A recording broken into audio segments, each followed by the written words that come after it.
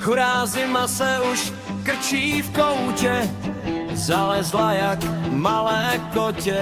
Jaro to dá jen krátkou větu, párkrát mrknem a léto je tu. Léto je ta pravá chvíle na cestování a kratochvíle. Pojedeme do hor nebo k moři, cyklový let jen tak po okolí. Léto je krásné, léto píše příběh tvůj.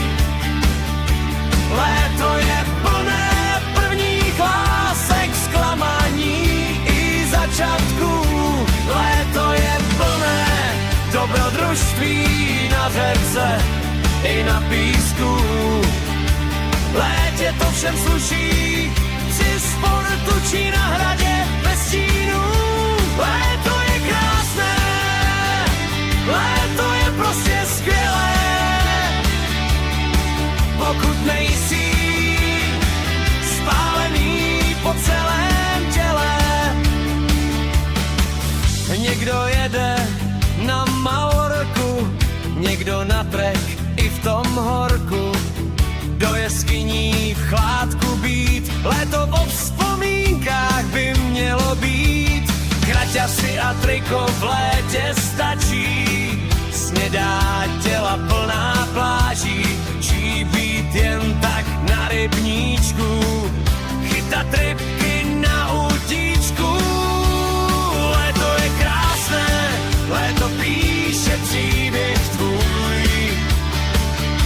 Léto je plné prvních lásek, zklamání i začátků. Léto je plné dobrodružství na řece i na písku.